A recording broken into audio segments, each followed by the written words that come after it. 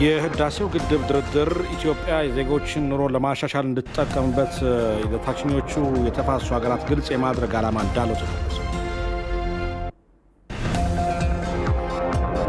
ህወሓት ምርጫ አካሄዳለሁ ያለው ለህዝብ አዝኖ ሳይሆን ስልጣኑን ባልተገባ መንገድ ለማራዘም በማሰብ ነው ሲሉ የአረና ትግራይ ዲሞክራሲና ሉዓላዊነት ፓርቲ አመራሮች ተናገሩ። በአሜሪካ ተስፋ የተጣለበት የኮቪድ-19 ክትባት ወደ መጨረሻ ምዕራፍ መሸጋገሩ ተነገረ። የሚሉት ከሰዓቱ ዜናዎቻችን መካከል ግንባር ቀደሞቹ ናቸው። በድጋሜ እንደምን አመሽታችኋል። 2 ሰዓት ሆኗል። ከኢትዮጵያ ቴሌቪዥን የሰዓቱን ዜና ነው። ባለፉት 24 ሰዓታት ውስጥ በተደረገው 6503 የላቦራቶሪ ምርመራ 653 ሰዎች የኮሮና ቫይረስ እንደተገኘባቸው የጤና ሚኒስቴር አስታወቀ። በአጠቃላይ በኢትዮጵያ ቫይረሱ በምርመራ የተገኘባቸው ሰዎች ቁጥር 15200 መድረሱን የጤና ሚኒስትሯ ዶክተር ሊያ ታደሰ አስታውቀዋል። በተጨማሪም የ11 ሰዎች ሕይወት በቫይረሱ ምክንያት አልፈዋል። በአጠቃላይ በኢትዮጵያ በቫይረሱ ምክንያት ሕይወታቸው ያለፈ ሰዎች ቁጥር 239 ደርሰዋል። የትግራይ ብሔራዊ ክልላዊ መንግስት ክልላዊ ምርጫ አካሄዳለሁ ማለቱ የሀገሪቱን ወቅታዊ ሁኔታ ያላገናዘበ መሆኑን ጠቅላይ ሚኒስትር ዶክተር አብይ አህመድ ተናገሩ። ጠቅላይ ሚኒስትሩ ከፋና ብሮድካስቲንግ ኮርፖሬት ጋር በነበራቸው ቆይታ በኢትዮጵያ የትግራይ ህዝብ ያልተሳተፈበት ፖለቲካ እንዲኖር መፍቀድ ታሪክን አለመገንዘብ ነው ብለዋል። ቴዎድሮስ አለማዩ ያዘጋጀውን ዘገባ መታሰቢያ ድርጅት አቀርበዋለች። በወቅታዊ ሀገራዊና ክልላዊ ጉዳዮች ዙሪያ ከፋና ብሮድካስቲንግ ኮርፖሬት ጋር ቆይታ ያደረጉት የኢፌዴሪ ጠቅላይ ሚኒስትር አብይ አህመድ በተለይም የፌዴራል መንግስት ከትግራይ ብሔራዊ ክልላዊ መንግስት ጋር ያለው ግንኙነትን በተመለከተ ሰፊ ማብራሪያ ሰጥተዋል። በዚህም ከለውጥ በኋላ ኢህአዴግ የተሰኘው ፓርቲ ፈርሶ የብልጽግና ፓርቲ ከተመሰረተ ወዲህ የህዝባዊ ወያኔ ሓርነት ትግራይ ህወሓት ውህደቱን አለመቀበሉን ተከትሎ ሀገሪቱን እየመራ ያለው የብልጽግና ፓርቲና በህወሓት መካከል ያለው ልዩነት እየሰፋ እንደመጣና የትግራይ ህዝብም በፌዴራል መንግስት ተወካዮች የሉትም የሚሉ ሀሳቦች ይነሳሉ የሚል ጥያቄ ቀርቦላቸው በምላሻቸው የትግራይን ህዝብ ያላሳተፈ ፖለቲካ ይኖራል ብለው እንደማያምኑ ተናግረዋል። ብውድብ ብልጽግና ዝምራሕ መንግስት ፌዴራል ኮነ አነ በውልቀይ ህዝብ ትግራይ ዘይሳተፈሉ ፖለቲካ ኢትዮጵያ ክህሉ ይኽእል እዩ ኢልና ፈጺምና አይንሐስብን አይንአምንን። በብልጽግና ፓርቲ የሚመራው የፌዴራል መንግስት ይሁን እኔ በግሌ የትግራይ ህዝብ የማይሳተፍበት ፖለቲካ ይኖራል ብለን አናምንም። የትግራይ ህዝብ ከኢትዮጵያ ምስረታ ጀምሮ እስካሁኗ ሰዓት የማይተካ ሚና እየተጫወተ የቆየና ያለ ህዝብ ነው። የትግራይ ህዝብ በሀገራችን ታሪክ የነቃ ተሳትፎ ያላደረገበት ወቅት አልነበረም። ካሁን በኋላም አይኖርም። ለምን ብትለኝ የኢትዮጵያ ታሪክ ለማየት እድል ብታገኝ በሁሉም ታሪካችን የትግራይ ህዝብ ትልቅ አስተዋጽኦ አለው። እንደዚህ ብለው ለማያስቡ በሰከነ መንገድ ታሪክን እንዲመረምሩና እንዲያዩ ይገባል የሚል ምክር አለኝ እንጂ የትግራይ ህዝብ የማይሳተፍበት ፖለቲካ ኢትዮጵያ ውስጥ ይኖራል የሚል እምነት የለኝም። የትግራይ ህዝብ እንዳይረጋጋና በተለይም ወደ ልማት እንዳያተኩር በፌዴራል መንግስት የተዋቀሩ የተለያዩ አደረጃጀቶች ችግር እየፈጠሩ ነው ይባላል። ይህ እውነታው ምን ያህል ነው በሚል ለቀረበላቸው ጥያቄም ጠቅላይ ሚኒስትሩ በምላሻቸው የህግ የበላይነት በሁሉም የኢትዮጵያ አካባቢዎች መከበር እንዳለበት በመግለጽ የህወሓት አመራሮች አንድ አካባቢ ዲሞክራሲ እንዳለ በሌላ በኩል ደግሞ ጫና አለ በማለት የሚያነሱት ሀሳብ ተገቢ አይደለም ብለዋል። ምስናቶም ሀሳብ ዘይሳነ ሀሳብ ዘለዎ ውልቀሰብ ይኹን ከህወሓት አስተሳሰብ ጋር የማይጣጣም ሀሳብ ያለው ግለሰብ ይሁን ድርጅት መውጫና መግቢያ ሊያሳጡት አይገባም። አሁን ላይ እኮ ትግራይ ላይ የፈለግከውን ተናግረክ መግባት ቀላል አይደለም። ሁልጊዜ ክስ አለ። የፖለቲካ ድርጅቶች ሊሰሩ እንዳልቻሉ ይናገራል። ይህ ደግሞ ትክክል አይደለም። የሆነ ሰው በግሉም ሆነ በተደራጀ መልኩም ሀሳቡን ሊገልጽና ለመንግስት ሊቃወም ልንፈቅድ ይገባል። በፌዴራልም ሆነ በክልል ሊፈቀድ ይገባል። እዛ የማይፈቀድ እዚህ ግን ሊፈቀድ ይገባል የሚለው ብዙ የሚጠቅም አይደለም። ትግራይ ላይ ብዙ የተለያዩ ሀሳቦች እንዳሉ የሚያከራክር አይደለም። የዓለም ስጋት የሆነው የኮሮና ቫይረስ ወረርሽኝን ምክንያት በማድረግ የኢትዮጵያ ምርጫ ቦርድ ምርጫን ማካሄድ እንደማይችል ማሳወቁ ይታወሳል። ይሁን እንጂ በምርጫ የተመረጠ መንግስት ሊኖር ይገባል የሚል እምነት እንዳለው ህወሓት መናገሩና ምርጫው መካሄዱ ምን አይነት ጉዳት ሊኖረው ይችላል የሚለው ሌላው ለጠቅላይ ሚኒስትሩ የተነሳው ጥያቄ ነው። ጠቅላይ ሚኒስትሩን በምላሻቸው ምርጫው እንዲካሄድ ከማንም በላይ ፓርቲያቸው ፍላጎቱ እንደሆነ በመግለጽ አሁን ያለው ሁኔታ ግን ያንን ለማድረግ እንደማያስችልና ለህዝብ ደህንነት ቅድሚያ ሊሰጥ እንደሚገባ ገልጸዋል። ምርጫ ድህረ ዓመት ዝግበር ጉዳይ እናሐለወ መንግስት ክልል ትግራይ ሚሊዮናት በጀት መዲቡ ክልላዊ መረፃ አካይድዩ ማለቱ ዝገርም እዩ ከዓመት በኋላ የሚደረግ ምርጫ እንዳለ እየታወቀ የትግራይ ክልላዊ መንግስት በሚሊዮኖች የሚቆጠር በጀት መድቦ ክልላዊ ምርጫ አካሂዳለሁ ማለቱ የሚገርም ነው። የኮቪድ-19 ወረርሽኝ ለትግራይ ክልል ስጋት አይደለም ማለት ነው? እዛ ሰው ኮሮና ይዘውም አይገለውም ማለት ነው? ወይ ደግሞ ዘመናዊ የሆኑ ሆስፒታሎች ስላሉን መድኃኒት ስላለን ችግር የለም እንደማለት ነው? ሎጂካል ሆነ ስታዩ ለመረዳት አስቸጋሪ ነው። ኮሮና እኮ ለኢትዮጵያ ቀርቶ ለአሜሪካም እያሽመደመደ ያለ ወረርሽኝ ነው። ለምንድን ነው የኮሮና ቫይረስ ለብቻዬ ችግር አይፈጥርብኝም ብሎ የሚያምነው የሚለው ጥያቄ መነሳት ያለበት ነው የሚመስለኝ። በሌላ በኩል የትግራይ መንግስት ሚሊዮኖች አውጥቶ ምርጫ ከሚያደርግ 2-3 ጉድጓድ ውሃ ለምን አይቆፍርም? በትግራይ የውሃ እጥረት ምን አይነት ችግር እንደሆነ ይታወቃል። ተመልካቾቻችን የጠቅላይ ሚኒስትሩን ሙሉ ቃለ መጠይቅ ከ3 ሰዓት በኋላ የምናቀርብ መሆኑን እንገልጻለን። የአማራ ክልል ምክር ቤት ለ2013 በጀት ዓመት 62.7 ቢሊዮን ብር አጸደቀ። በጀቱ የኮሮና ቫይረስ ወረርሽኝን ተጽዕኖ ለመቋቋም በሚያስችል መልኩ የተመደበ መሆኑ ተገልጿል። በጀቱ ካለፈው ዓመት የ15 ቢሊዮን ብር ብልጫ አለው። 38.4 ቢሊዮን ብር የሚሆነው ከፌዴራል መንግስት በድጎማ የተገኘ ሲሆን ቀሪው ከክልሉ በሚሰበሰብ ገቢና ከውጭ ደጋፊዎች በሚሸፈን መሆኑ ታውቋል። በሌላ በኩል ምክር ቤቱ አቶ አረጋ ከበደን የክልሉ ቴክኒክና ሙያ ኢንተርፕራይዞች ኃላፊ አድርጎ ሹመዋል።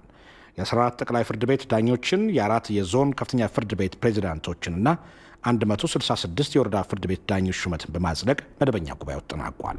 ዘገባው የሪፖርተራችን ይሄ ነው ዋጋቸው ነው።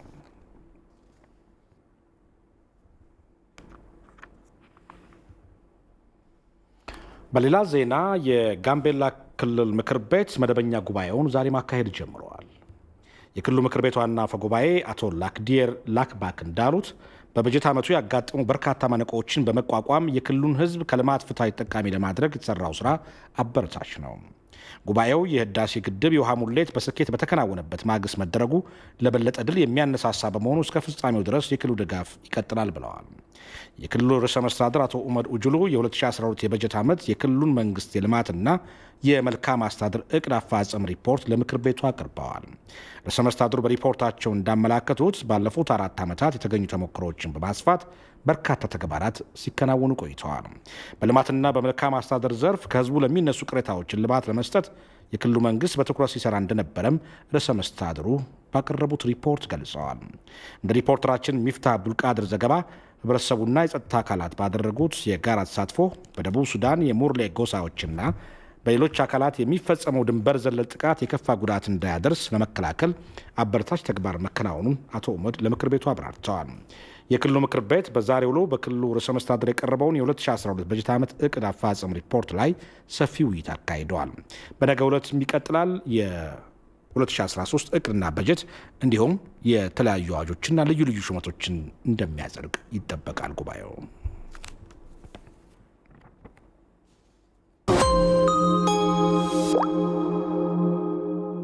ለመላው የእስልምና እምነት ተከታዮች በሙሉ እንኳን ለ1441ኛው ዓመተ ሂጅራ የኢድ አል አድሃ አረፋ በዓል በሰላም አደረሳችሁ። ያኔ በቅርንጫፍ መስኮት ስንጀምር አምናችሁን ነበር። ቀጥለን በመጀመሪያው ሙአዚን በቢላል ስም ከወለድ ነፃ የባንክ አገልግሎት ብቻ የሚሰጥ በሀገራችን የመጀመሪያ ቅርንጫፍ ስንከፍት አብራችሁን ነበራችሁ። ዛሬ አማና ጠባቂ ባንካችሁ ከወለድ ነፃ አገልግሎት ብቻ የሚሰጡ ቅርንጫፎችን 56 በማድረስ ለሚሊዮኖች ተስፋና ብርሃን የሆነ ከወለድ ነፃ የባንክ አገልግሎት ሲቢኢ ኑር በማለት ሰይሞ በላቅ አገልግሎት ወደ እርሶ ቀርበዋል። ሲቢኢ ኑር በሐላል የመኖር ነጸብራቅ ነው። የሸሪያ ሕግጋትን በማሟላት ከሸሪያ አማካሪ ኮሚቴ እውቅና ባገኘንባቸው ከወለድ ነፃ የተቀማጭ ገንዘብ አገልግሎት፣ የፋይናንሲንግ አገልግሎት፣ የዓለም አቀፍ የንግድ ድጋፍ እንዲሁም አዲስ መስጠት በጀመርናቸው የለቤክ ተቀማጭ ሂሳብ፣ የዲያስፖራ የቤት መግዣ የፋይናንሲንግ አገልግሎት እንዲጠቀሙ እንጋብዛለን። ኢድ ሙባረክ። የኢትዮጵያ ንግድ ባንክ ሁሌም የሚተማመኑበት ባንክ። ዜናዎቻችን ይቀጥላሉ። ህወሓት ምርጫ ለማካሄድ መወሰኑ ይህ ህገወጥ ህገ መንግስታዊና ህገወጥ መሆኑን ከኢትዮጵያ ቴሌቪዥን ጋር በስልክ ቆይታ ያደረጉ የአረና ትግራይ ዲሞክራሲና ሉዓላዊነት ፓርቲ አመራሮች ተናገሩ። ህወሓት ምርጫ አካሄዳለሁ ያለው ለህዝብ አዝኖ ሳይሆን ስልጣኑን ባልተገባ መንገድ ለማራዘም በማሰብ መሆኑንም አመራሮቹ ገልጸዋል። ሰለሞን አበጋዝ ሀገራት ክፉኛ በኮሮና ቫይረስ እየተፈተኑ ይገኛሉ። ኢትዮጵያም በዚሁ በፈተና ውስጥ ከወደቁ ሀገራት አንዷ ናት። ቫይረሱ መከሰቱን ተከትሎ ስድስተኛው ሀገራዊ ጠቅላላ ምርጫ የሚካሄድበት ጊዜም ተራዝሟል። የኮቪድ-19 ወረርሽኝ እንደገና ተገምግሞ ምርጫ መካሄድ የሚቻልበት ሁኔታ መፈጠሩ እስኪረጋገጥ ድረስም በየትኛውም የሀገሪቱ ክፍል ምርጫ መካሄድ እንደማይችል ውሳኔ ቢተላለፍም ህወሓት ግን በተጻራሪ መልኩ አቋም ይዟል። የትግራይ ክልል ምክር ቤትም ይህንኑ የህወሓትን ውሳኔ ተቀብሎም ምርጫን ለማካሄድ የክልል ምርጫ ኮሚሽንን እስከ ማቋቋም ደርሷል። በነሐሴ ወር መጨረሻም ምርጫን እንደሚያካሄድ የሚናገረው ህወሓት ምርጫን ማካሄድ የሞት ሽረት ጉዳይ አድርጎታል። ህወሓት የያዘውን አቋም በሚመለከት በስልክ አስተያየታቸውን ለኢቲቪ የሰጡት የአረና ትግራይ ለዲሞክራሲና ለሉዓላዊነት ፓርቲ የህዝብ ግንኙነት ኃላፊው አቶ አምዶም ገብረስላሴም ህወሓት አንድም ቀን ተቆርቁሮለት የሚያውቀውን ህገ መንግስትን እንደ ዋቢነት እያነሳም ምርጫ አካሄዳለሁ ማለቱ በሰው ህይወት ላይ መቀለል ነው ብለውታል። የኮሮና ቫይረሱ አደጋ ከቀን ወደ ቀን እየባሰ ያለ ምርጫ አካሄዳለሁ ማለት በህዝብ ድህንነት በሰው ህይወት ላይ መቀለድ ነው። ከዚህ በባሰም ደግሞ ምርጫው በብዙ መንገድም ተአማኒ እንዳይሆን ህጋዊ እንዳይሆን የሚያደርግ ነው። ህገ መንግስታዊ መብት የለውም ለዚህም ለማድረግ ምክንያቱም በኢትዮጵያ ህጋዊና ብቸኛ ባለስልጣን ወይም ስልጣን ያለው አካል የኢትዮጵያ ብሔራዊ ምርጫ ቦርድ ነው። እያንዳንዱ የክልል ምክር ቤትም የፌዴራል ምክር ቤትም ህገ መንግስቱ በሚጥስ መንገድ ህግ ማውጣት ወይም አዋጅ ማውጣት አይችልም። ስለዚህ ይሄ ጉዳይ ህገ መንግስታዊ አይደለም። ህወሓት ለትግራይ ህዝብ የታገሉለትን ሰማዕታትና ታጋዮች በከንቱ ስም እያነሳም ለፖለቲካ ፍጆታ እየዋለው ይገኛል የሚሉት አቶ አምዶም ለህዝብ አዛኝ መስሎ ስልጣንን ለመቆናጠጥ ህገወጥ አካሄድን ተከትሏል ባይ ናቸው። በሰማዕታት ደም ማለት ብሎ መነገድ አይቻልም። አሁንም ምርጫው ላካሄድ እያለ ያለው የሚያዋጣ ስለመሰለው ነው።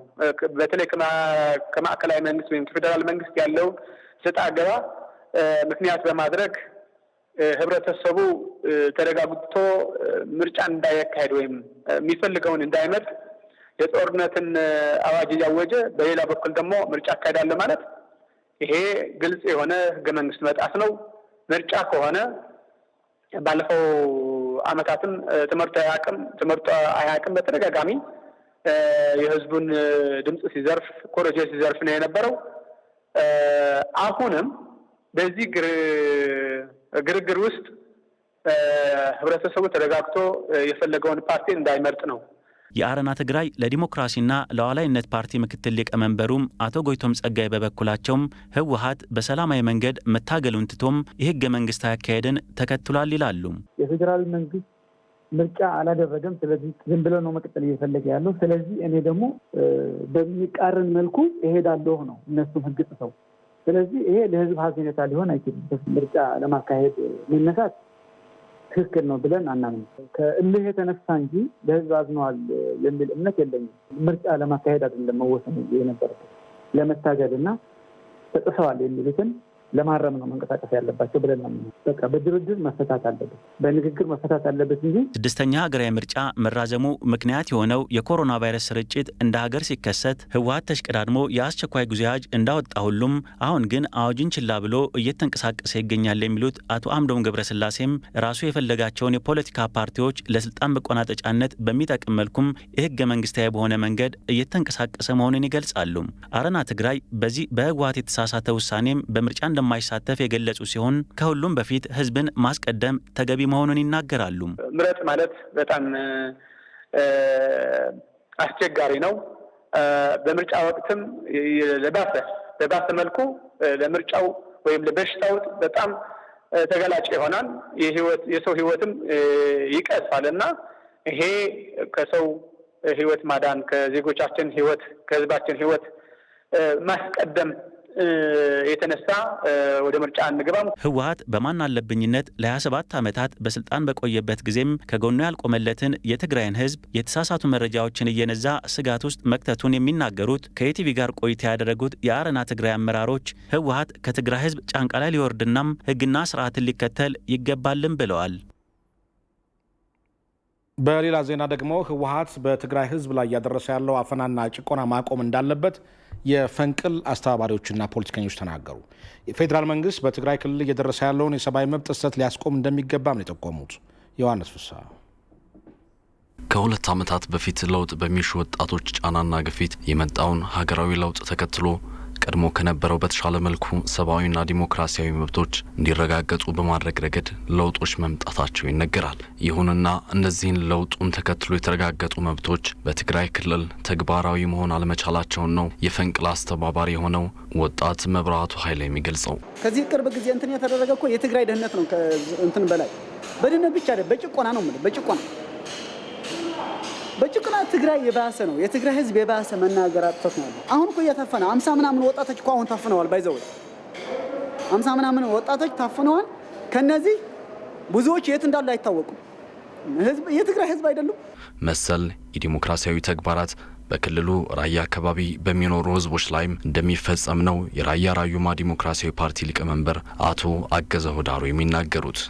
የትኛውም የትግራይ አካባቢ የነጻነትና የፍትህ ፍላጎት በጣም ከፍተኛ ነው። ይሄ ሁኔታ ሌላው የኢትዮጵያ ክፍል አካባቢ ላይ ያለው ነገር ወደዛ ከመጣ ቲፒኤልኤፍ መሰረት እንደማይኖረው ያውቃል። ይህንን ለማፈን ከፍተኛ የሆነ የአፈና መዋቅር ዘርግቶ ግለሰቦችን እያሰረ ነው፣ ቡድኖቹን እያሰቃየ ነው። እንደ ተፎካካሪ ፓርቲ የራያ ራዩማ ዲሞክራሲያዊ ፓርቲ በክልሉ እንዳይንቀሳቀስ በክልሉ ገዢ ፓርቲ መታገዱንም ነው አቶ አገዘው የሚገልጹት። 12 ፓርቲ ነው ያለው በትግራይ። ከነዛ 12 ፓርቲዎች በጠላትነት ከተፈረጁት የመጀመሪያው የራያ ራዩማ ዲሞክራሲያዊ ፓርቲ ነው። ህልውና እንዳይኖረው ጭራሽ ወደ አካባቢው እንዳይገባ በማድረግ ነው እንግዲህ ምርጫውን ለማካሄድ ሙከራ ለማድረግ እየተደረገ ያለው። አጭበርብሮ ምርጫውን ለብቻ በማካሄድ እና የፈጠራቸው ደግሞ ፓርቲዎች አሉ፣ 1 3 4 ፓርቲዎች አሉ። እነሱን አጃቢ በማድረግ ክልሉን መቆጣጠር፣ የማንነት ጥያቄዎችን መደፍጠጥ፣ የፖለቲካና የፍትህ ጥያቄዎችን መደፍጠጥ፣ ከዛ ያንን የ5 ዓመት ቆይታውን ማረጋገጥ፣ 5 ዓመት እዛ ሆኖ አገን ለኢትዮጵያ ከፍተኛ የፖለቲካ ውጋት መሆን እና ኢትዮጵያን መበታተን፣ ይሄ ነው አጀንዳው። የትግራይ ህዝብም እንደ ሌሎች ኢትዮጵያውያን የሰብአዊና ዴሞክራሲያዊ መብቱ እንዲከበርለት መንግስት ሊሰራ እንደሚገባም ተጠቅሷል። ላለፉት ዓመታት በተለያየ ምክንያት ህዝባችን ተጨቁነው ቆይተዋል።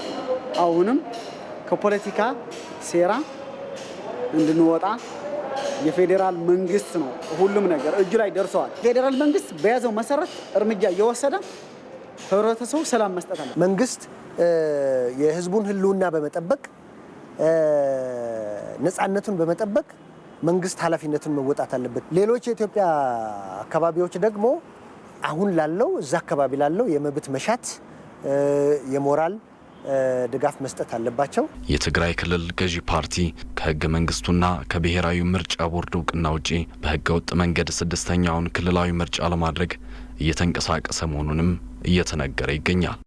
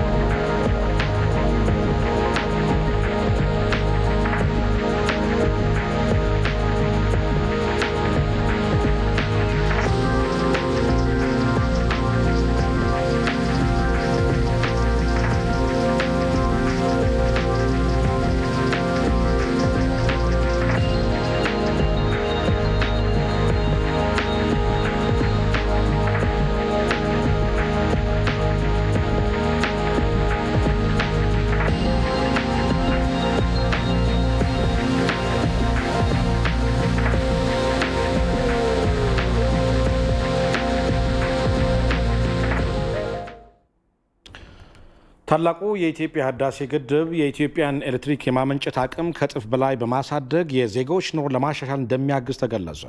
የህዳሴ ግድቡ ድርድር ይህንን ሀቅ በመያዝ የግድቡን የግንባታውን ሂደት ለታችኞቹ የተፋሰሱ ሀገራት ግልጽ የማድረግ ዓላማ እንዳለውም ተጠቁመዋል። ኢዮሞጎስ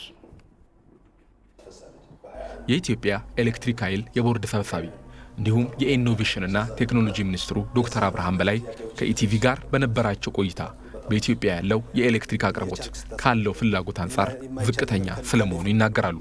በእንጨት ለቀማ ነው እናቶች እንጀራ የሚጋግሩት። አሁንም ሩቅ መሄድ አያስፈልግም። አዲስ አበባ አካባቢ ማየት ይቻላል። ወጣ ካልክ ደግሞ ከዛ የባሰ ነው ማለት ነው። ሰው መብራት ማግኘት ያልቻለ ብዙ ማህበረሰብ አለ። ኤሌክትሪክ ስንል ደግሞ አሁንም ኤሌክትሪክ የሚጠቀመው መብራት አግኝቶ ሊሆን ይችላል እንጂ ሌሎች ተጨማሪ ስራዎችን በኤሌክትሪክ ማድረግ አለበት ማህበረሰባችን። ሰው የኤሌክትሪክ ተጠቃሚነት ለማረጋገጥ ኤሌክትሪክ በሁሉም አካባቢዎች ለማዳረስ የደረሰውም በሚፈለገው ጥራት አገልግሎት ለማግኘት እንዲቻል ተጨማሪ የኤሌክትሪክ ኃይል ማመንጫዎች ያስፈልጋሉ። የአባይን ውሃ መሰረት አድርጎ እየተገነባ የሚገኘውን የታላቁ የኢትዮጵያ ህዳሴ ግድብን ከጅምሩ እስካሁን እየተቃወመች የምትገኘው ግብጽ ከኢትዮጵያ በ10 እጥፍ የሚበልጥ ኤሌክትሪክ ታመርታለች። በኢትዮጵያ የተገነቡ ማመንጫዎች የማምረት አቅማቸው 4400 ሜጋዋት ሲሆን ግብጽ 45000 ሜጋዋትን ታመነጫለች። እንደ አውሮፓውያን የዘመን ስሌት በ2015 የዓለም ባንክ ባወጣው መረጃ መሰረት ግብጽ 100% ለዜጎቿ የኤሌክትሪክ አቅርቦት አዳርሳለች። በአንጻሩ በኢትዮጵያ 55 በመቶ የሚሆኑ ዜጎች ምንም አይነት ኤሌክትሪክ አቅርቦት የላቸውም። እና ይህንን እውነታ ለመቀየር ታላቁ የኢትዮጵያ ህዳሴ ግድብ ወሳኝ ሚና ይኖረዋል። የህዳሴ ግድብ በአቅሙ አሁን አለን ከምንለው እጥፍ በላይ እንዲኖረን የሚያደርግ የኃይል አቅም ያለው ግድብ ነው። የኢነርጂ ተደራሽነታችን ለማስፋት ጥራትም ለማረጋገጥ የሚያስችለን ትልቅ አቅም ያለው ግድባችን ነው ማለት ነው። ታዲያ የኢትዮጵያን ኤሌክትሪክ የማመንጨት አቅም በእጥፍ እንደሚያሳድግ የሚጠበቀውን የግድቡን የግንባታ ሂደት ለታችኞቹ ተፋሰስ ሀገራት ግልጽ ለማድረግ ድርድሩ አስፈላጊ ስለመሆኑ ይጠቁማሉ ዶክተር አብርሃም። ከማንም አካል ጋር መደራደር ኃጢአት አይደለም፣ መነጋገር አለብህ። ከንግግር የሚሸሽ እውቀት ወይም ደግሞ ሀሳብን የሚፈራ ነው፣ እውነትን የሚፈራ ነው። በኢትዮጵያ ሀብት ጉዳይ፣ ሉዓላዊነት ጉዳይ አንዳችም ድርድር ግን አያደርግም። ይሄ ህዳሴ ይህንን አሳይቶናል ነው። ከ3 ዓመታት በኋላ ሙሉ በሙሉ እንደሚጠናቀቅ እቅድ የተያዘለት ታላቁ የኢትዮጵያ ህዳሴ ግድብ በቀጣዩ ዓመት ቅድመ ኃይል እንደሚያመነጭ ይጠበቃል። በአዲስ አበባ ከተማ ከአዲስ ከተማ ክፍለ ከተማ የሚገኙ 10 የሸማቾች ህብረት ስራ ማህበራት የ2.2 ሚሊዮን ብር የታላቁ ህዳሴ ቦንድ ግዢ ፈጸሙ።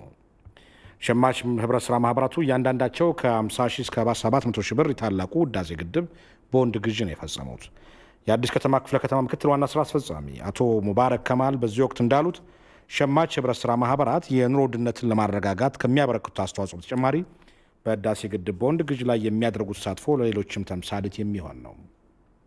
ሌሎች የህብረተሰቡ ክፍሎችም ለታላቁ የህዳሴ ግድብ ግንባታ የሚያደርጉትን ድጋፍ አጠናክረው እንዲቀጥሉ ጥሪ አቅርበዋል። መረጃውን ያገኘነው ከአዲስ አበባ ከተማ ህብረት ስራ ኤጀንሲ ነው።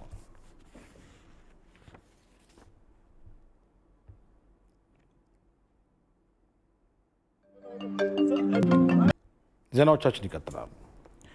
የኮንስትራክሽን ፕሮጀክቶችን በፍጥነትና በጥራት ለመስራት የሚያስችል አሰራር እንደሚዘረጋ የከተማ ልማትና ኮንስትራክሽን ሚኒስቴር ገለጸ። የሚኒስቴር መስሪያ ቤቱ ሰራተኞችና አመራሮች በፍጥነትና በጥራት ፕሮጀክቶችን የመስራት ምሳሌ ናቸው የተባሉትን የሸገርና ማስዋብ የአንድነትና የእንጦጦ ፓርክ ፕሮጀክቶችን ጎብኝተዋል። የጉብኝቱ ዓላማ ፕሮጀክቶቹ የተመሩበትን መንገድ ጥቅም ላይ የዋሉ አሰራሮችና ግብዓቶችን እንዲሁም አዳዲስ አሰራሮችን ለመመልከትና ልምድ ለመቅሰም ያለመ እንደሆነ ተገልጿል። ጉብኝቱ በሌላ በኩል በተለያዩ ከተሞች የሚገኙ ተፈጥሮ ሀብቶችን ወደ መልካም ዕድል ለመቀየር የሚያስችል እንደሆነም የኮንስትራክሽንና ከተማ ልማት ሚኒስትሯ ኢንጂነር አይሻ መሐመድ ገልጸዋል። ሁሉም አመራር ፕሮጀክት ትንሽም ብትሆን ያለው አመራር ወጥቶ ፕሮጀክቱን እየተከታተለ እየደገፈ የጎደለ ነገር ካለ እያሟላ ከሰራ መሳካት እንደሚችሉ እና የኛ ሚኒስቴር መስሪያ ቤት ባለሙያዎች ደግሞ በርካታ ባለሙያዎች ያሉበት መስሪያ ቤት ነውና መስሪያ ቤቱ ውስጥ ያሉ ሰራተኞችና አመራሮች እንዲነሳሱ እንዲነቃቁና ሞቲቬትድ እንዲሆኑ ስራቸውን በአግባቡ እንዲሰሩ ለማስቻል የተዘጋጀ ፕሮግራም ነው። ሌላኛው ደግሞ ከተማ ልማት ፓርቱ ደግሞ ከተሞች ከዚህ ልምድ ወስደው የሁሉም ከተሞች ከንቲባዎች እዚህ እየመጡ ይሄን አይተው እንዲህ አይነት ትላልቅ ነገር ማሰብ እንዲችሉ አስተሳሰባችን ማስፋት እንዳለብን ብዙ ያልተሟጠጠ አቅም እንዳለን ለማሳየትና አመራሩ ደግሞ እንደዛ አይነት አመራር እንዲሰጥ መነቃቃት እንዲፈጠር ለማድረግ ነው። መሰል ፕሮጀክቶችን በሀገር አቀፍ ደረጃ ለማስፋፋትና በፍጥነትና በጥራት ለማጠናቀቅ የሚያስችል አሰራር እንደሚዘረጋም ሚኒስትሯ ገልጸዋል።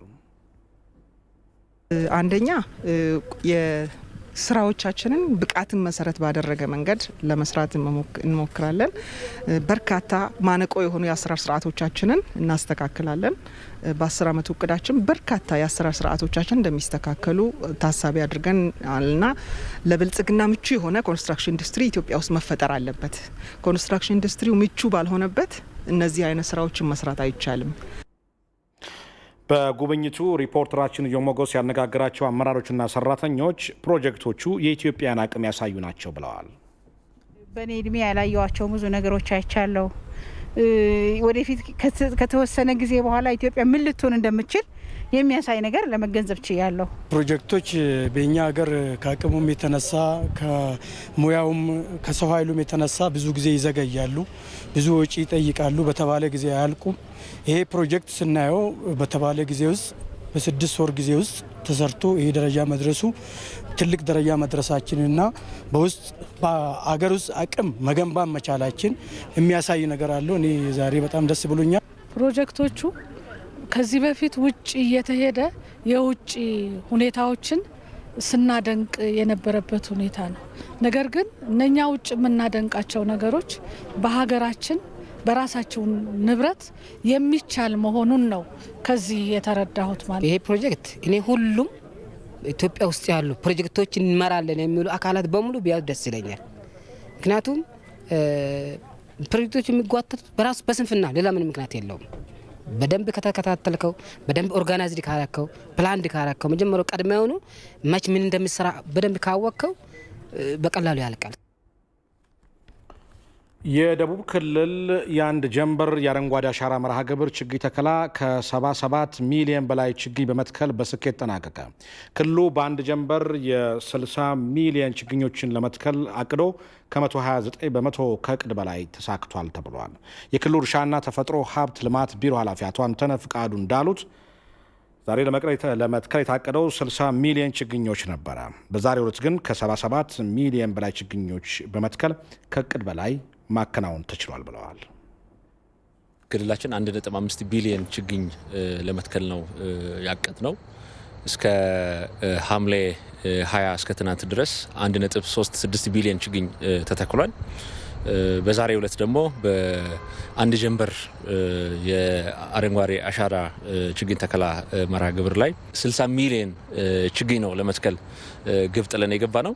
ከዛ ውስጥ ከእቅዳችን በላይ አሳክተናል። ማለትም 77 ሚሊዮን 667,895 ችግኞች ተተክሏል በሁሉም አካባቢዎች ማለት ነው። የግብርና ሚኒስትር ዴኤታ ዶክተር ካባ ኡርጌሳ በክልሉ ጌዲዮ ዞን በመገኘት ከአካባቢው ማህበረሰብና አባገዳዎች ጋር በመሆን አሻራቸውንም አኑረዋል።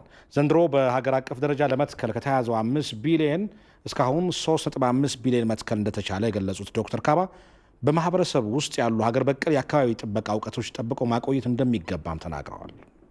የጌዲዮ ሕዝብ እንደ ባህል ያደረገው አንድ ዛፍ ከመቁረጡ በፊት 2 እና 3 መተካት አለበት የሚለው ይሄ በባህል ሳይጻፍ ሲተላለፍ የመጣ ነገር ግን አሁን እንደ ታሪክ ሆኖ ተጽፎ መቀመጥ አለበት። ወጣቶች የምትሰሙትንም ይሄንን ወስዳችሁ ወደፊቱም ቀጣይ ማድረግ አለባችሁ። ሪፖርተራችን ሚካኤል ገዙ እንደዘገበው ህብረተሰቡ በተለያዩ መንገድ በተካሄዱ የችግኝ ተከላዎች ላይ ንቁ ተሳትፎ በማድረግ ለነበረው አስተዋጽኦ የደቡብ ክልል ምክትል ርዕሰ መስተዳድር አቶ ርስቱ ይርዳው ምስጋና አቅርበዋል።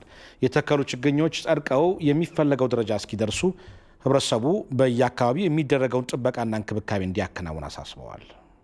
ልክ እንደዚሁ ሆ ብለን ወጥተን ደግሞ መልሰን ውሃ የምናጠጣበት እኔ የተከልኩት ችግኝ ምን ደረሰ ብለን በዛ የምንወዳደር ሰዎች እንድንሆን ያስፈልጋል።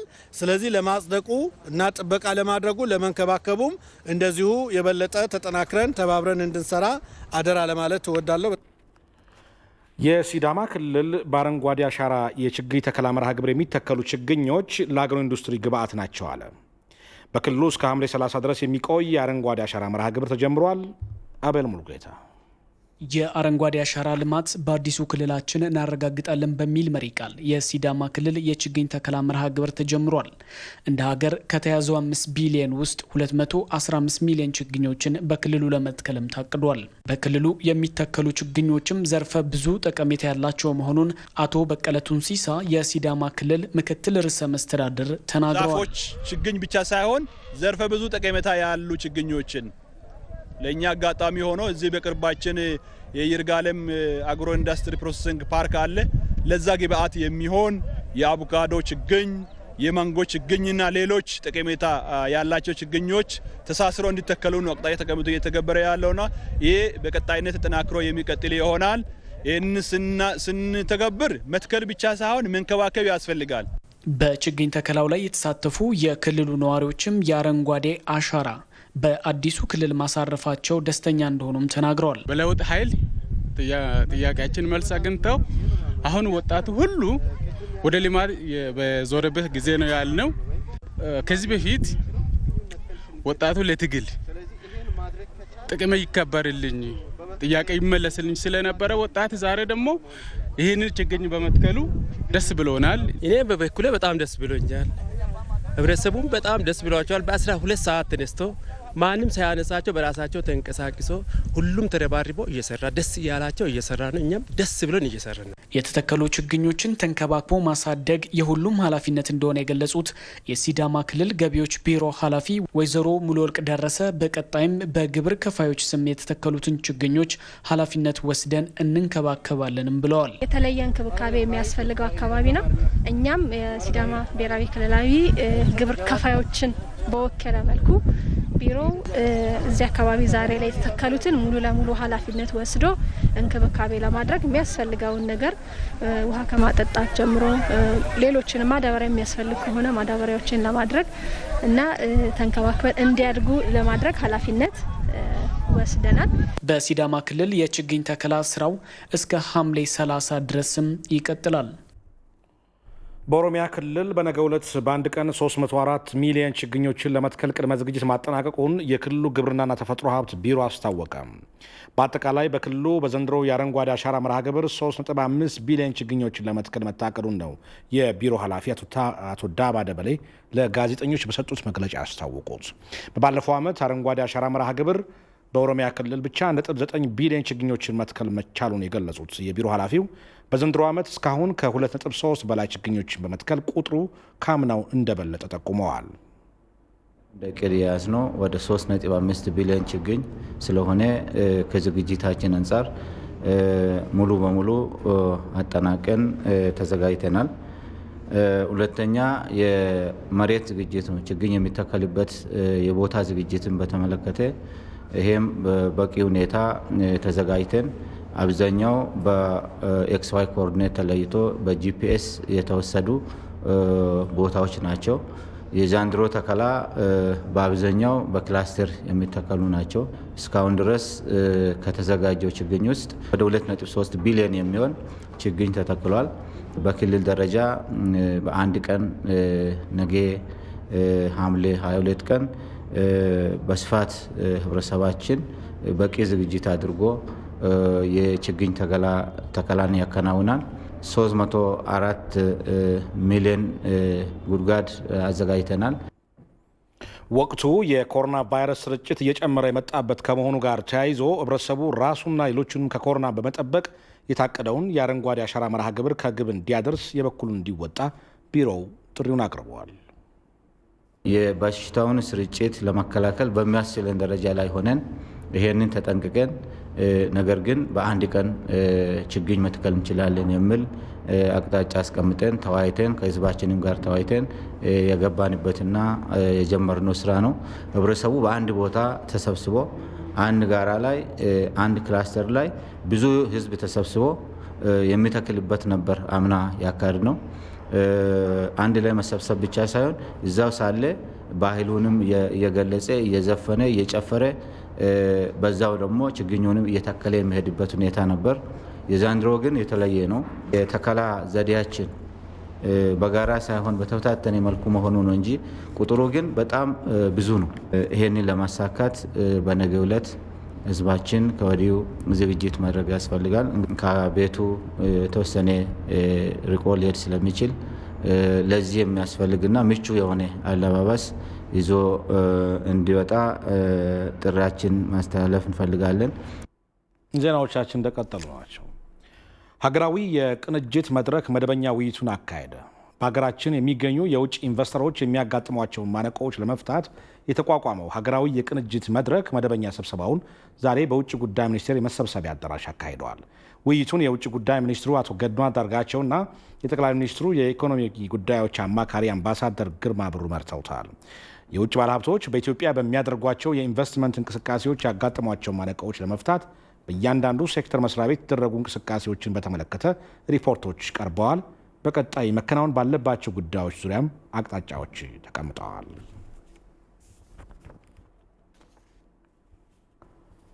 ኢትዮጵያና ብሪታንያ 105 ሚሊዮን ፓውንድ ወይም 4.7 ቢሊዮን ብር የድጋፍ ስምምነት ተፈራረሙ። ስምምነቱን የፌዴሪ ገንዘብ ሚኒስትሩ አቶ አህመድ ሺዴ እና በብሪታንያ የአፍሪካ ሚኒስትር ጄምስ ዱድሪያድ ተፈራርመዋል። ሁለቱ ሀገራት ከተፈራረሙት 105 ሚሊዮን ፓውንድ የድጋፍ ስምምነት ውስጥ 60 ሚሊዮን ፓውንዱ በኢትዮጵያ ያለውን የመሬት ኢንቨስትመንት ምቹ ማድረግና በመሬት አስተዳደር ቀጣይነት ባለው መልኩ ለውጥ ለማምጣት የሚውል ነው። ይህም በአማራ፣ በኦሮሚያ፣ በትግራይና በደቡብ ክልል ላይ ተግባራዊ የሚደረግ ይሆናል። ከዚህ በተጨማሪ ቀሪው 45 ሚሊዮን ፓውንድ የኢትዮጵያን ኢኮኖሚ እድገት ለመደገፍ የሚውል መሆኑ ታውቋል። ይህ ድጋፍ ኢትዮጵያ ወጪ ንግዷን ለማሳደግ የምታደርገውን እንቅስቃሴ ለማሳደግና የሀገር ውስጥ ኢንቨስትመንትን ለማጠናከር የሚያግዝ ነው ተብሏል። በዚህ ፕሮግራም ከ40 ሺህ ዜጎች በላይ የስራ ዕድል ለመፍጠር ታቅደዋል። መረጃውን ያደረሰን የገንዘብ ሚኒስቴር ነው። የብሔራዊ ሎጂስቲክስ ትራንስፎርሜሽን ምክር ቤት ተመሰረተ። ምክር ቤቱ የተቀላጠፈ የሎጂስቲክስ አገልግሎት ለመስጠት ያግዛልም ተብለዋል። የምክር ቤቱ አባላት የዘርፉ ተጠቃሚዎች በመሆናቸው በዘርፉ ላይ የሚታዩ ተግዳሮቶችን ለመፍታት ያስችለዋልም ተብሏል። ሜሮን በረዳ የአንድን ሀገር ሁለንተናዊ እድገትና ለውጥን ለማረጋገጥ ሚናቸው ከፍተኛ ከሆኑ ዘርፎች ውስጥ የሎጂስቲክስ ዘርፍ ዋነኛው ነው። የኢንቨስትመንት ተፎካካሪነትን ከማሳደግ ጀምሮ የገቢና ወጪን ምጣኔንና በሀገሪቱ ኢኮኖሚ ላይ ተሳትፎ ያላቸውን ዘርፎች የሚመራው ይህ ዘርፍ ግን በኢትዮጵያ በሚፈለገው ደረጃ ያደገ አይደለም። አሁን መርከቦች ወደብ ላይ በርካታ ይቆያሉ። በቆዩ ቁጥር ምልልሳቸው ይቀንሳል። ምልልስ ሲቀንስ ለመርከብ የሚከፈል ዲመረጅ የሚባል አለ። ይሄ ከፍተኛ ውጭ ምንዛሪ ያመጣብናል። እቃዎች ወደብም እንደ ጅቡቲም ሆነ በሀገር ውስጥ ባሉት ደረቅ ወደቦች እንደሞጆም ቶሎ አይወጡም። የእቃዎች ቆይታ ከፍተኛ ነው። ይሄ ለበርካታ ወጪ ይዳርጋል። አጠቃላይ በሎጂስቲክሱም ደግሞ ሎጂስቲክስ ጊዜን ያራዝሞታል። የሎጂስቲክስ ወጪን አሳድጎታል። ይህም ብቻ አይደለም፣ ሎጂስቲክሳችንን ውስብስብ እንዲሆን ተአማኒነት እንዳይኖረው አድርጎታል። ዘርፉ ተፈላጊውን የተቀላጠፈ አገልግሎት መስጠት እንዳይችል ደግሞ ከአስመጪና ላኪዎች ጀምሮ የዘርፉ ተጠቃሚዎችና ተዋንያን የየራሳቸውን አሉታዊ ተጽዕኖዎች አሳርፈዋል የሚሉት የስራ ኃላፊዎቹ ራሳቸው ችግር ፈጣሪ የሆኑ አካላት ለመፍትሄውም ወሳኝ በመሆናቸው እነዚህ ሚኒስቴር መስሪያ ቤቶችንና ባለድርሻ አካላትን ያካተተ የብሔራዊ ሎጂስቲክ ትራንስፎርሜሽን ምክር ቤት ተመስርቷል ይላሉ። ለምሳሌ ግብርና ሚኒስቴር ብንወስድ ከገቢ ዕቃ የሀገሪቱ የማዳበሪያ ባለቤት ነው፣ ፍላጎት ወይም ደግሞ ገዢ ነው። በሌላ በኩል እንደገና ደግሞ ሀገሪቱ ወደ ውጭ የምትልካቸው ብዙዎቹ የግብርና ምርት ውጤቶች ከመሆናቸው አንጻር የኤክስፖርተርም ጭምር ነው። ስለዚህ አንደኛ በኢምፖርት ኤክስፖርቱ ላይ ወሳኝ ሚና ያላቸው ተቋማት ናቸው። ሁለተኛ በሀገሪቱ የኢኮኖሚና የፖለቲካ ዘርፍ ላይ ከፍተኛ የመወሰን አቅም ያላቸውም ሃይ ሌቭል የስራ መሪዎች ናቸው እዚህ ላይ ያሉት። ስለዚህ ሁለት ነገሮችን አቀናጅተው አንደኛ ችግሩን ያውቃሉ፣ ሁለተኛ ራሳቸው ባለድርሻ ሆነው ነው የሚሰሩት። ስለዚህ የራሳቸውን ችግር በራሳቸው እየፈቱ ሊሄዱ የሚችሉበት የተመቻቸ ፕላትፎርም። ይህ ሎጂስቲክሱ ስርዓት ችግር አለበት ስንል በሎጂስቲክስ ስርዓት ውስጥ ሚና ያላቸው አካላት ናቸው ችግሩን የፈጠሩ። ዋናው እነሱን አንድ ጋር ሰብስበ እየራሱ ድርሻ ቆርሶ የሚወስድ አካል ነው ዛሬ እያደራጀን ያለ ነው። ስለዚህ በጣም ነው የሚፈታው። ችግሩን የፈጠረው አካል አንድ ጋር ተሰባስቦ በቁም ነገር መስራት ከጀመረ ሪሊ ውጤት እንደሚያመጣ ምንም ጥርጥር የለኝም። ይህ በትራንስፖርት ሚኒስቴር ሰብሳቢነት የተቋቋመው የብሔራዊ ሎጂስቲክ ትራንስፎርሜሽን ምክር ቤት ለሎጂስቲክስ ዘርፉ ማነቆ የሆኑ አሰራሮችን የሚሰሩ አካላትን ተጠያቂ እስከ ማድረግ የሚደርስ ህጋዊ መሰረት ያለውና ጠንካራ የኦዲት ስርዓትን የዘረጋ ስለመሆኑም የትራንስፖርት ሚኒስትሯ ወይዘሮ ዳግማዊት ሞገስ ይገልጻሉ። የሚኒስትሮች ምክር ቤት ወስኖ የሚጠየቅ ካውንስል ያስፈልጋል በሚል ነው የተደራጀው። ስለዚህ ስራን እንደ ሀገር ባስቀመጥናቸው የግብ ስኬቶቻችን እንደ ሀገር ለምንፈልገው የብልጽግና ጉዞ መጀመሪያ በሎጂስቲክስ ማከናወን ያሉብን ዘርፈ ብዙ ጉዳዮች እንዳሉ ታሳቢ ተደርገው የሚጠየቅ ስራውን መፈጸምና መተግበር የሚጠበቅበት ምክር ቤት ነው የተደራጀው። ስለዚህ የሚኒስትሮች ምክር ቤት አጠቃላይ ስራውን ያያል፣ ይገመግማል። ለኢኮኖሚ ያለውን አስተዋጽኦም እየመጡ ያሉ ለውጦችን እያየ አቅጣጫ እያስቀመጠ ይሄዳል ማለት ነው። ምክር ቤቱ የትራንስፖርት ሚኒስቴርንና የሎጂስቲክ ትራንስፎርሜሽን ጽህፈት ቤትን ጨምሮ የ11 መስሪያ ቤት ሚኒስትሮችንና ከፍተኛ የስራ ኃላፊዎችን በአባልነት ያካተተ ሆኖ ተመስርቷል።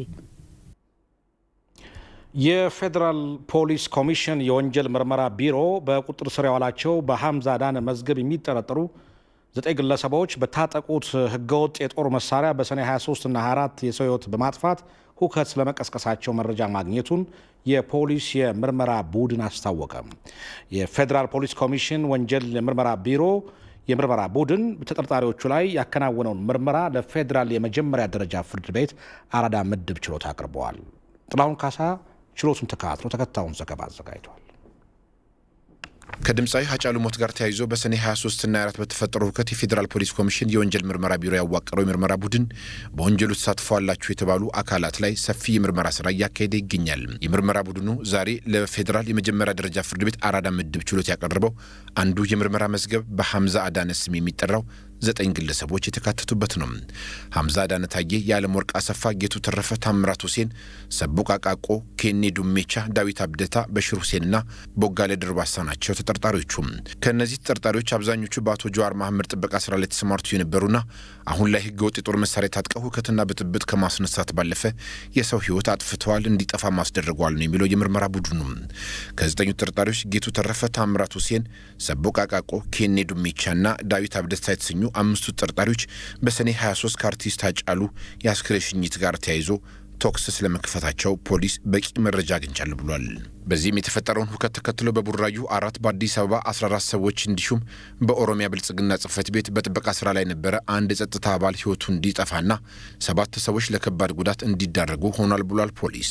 እስካሁን ከ350 ሚሊዮን ብር በላይ የሚገመት ንብረት መውደሙንም ፖሊስ በመረጃ አረጋግጫለሁ ብሏል።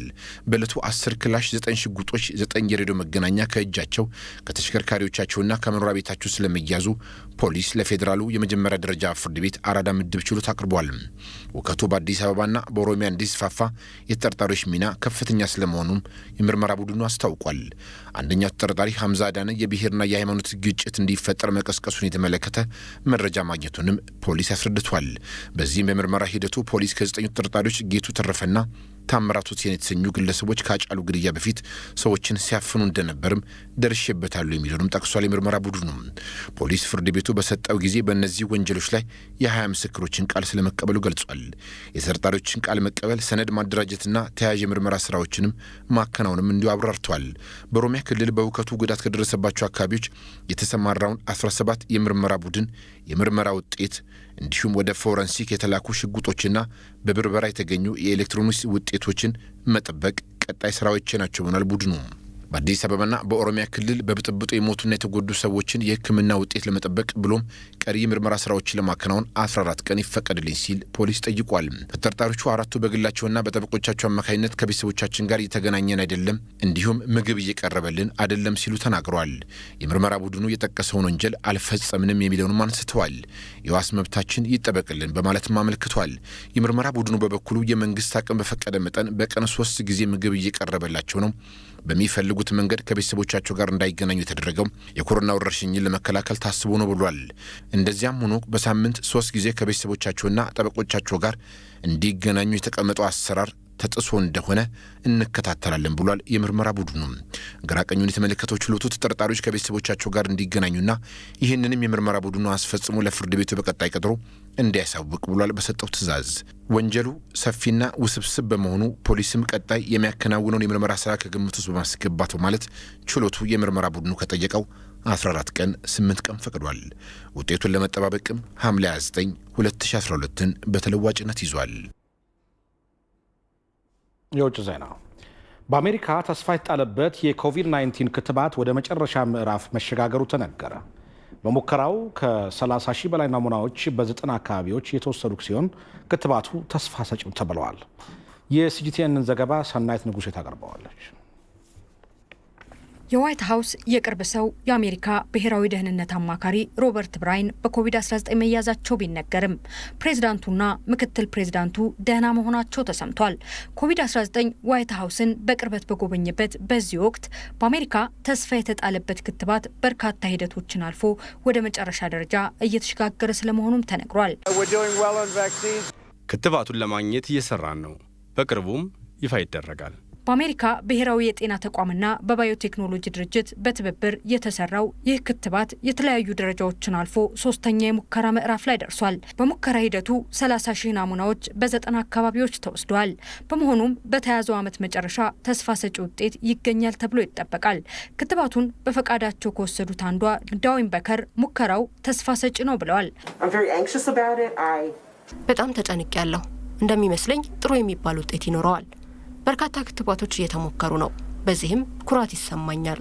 በአሜሪካ በተለይም በፍሎሪዳና በኒውዮርክ አሁንም የኮቪድ-19 ስርጭት እየተዛመተ ስለመሆኑ ይነገራል።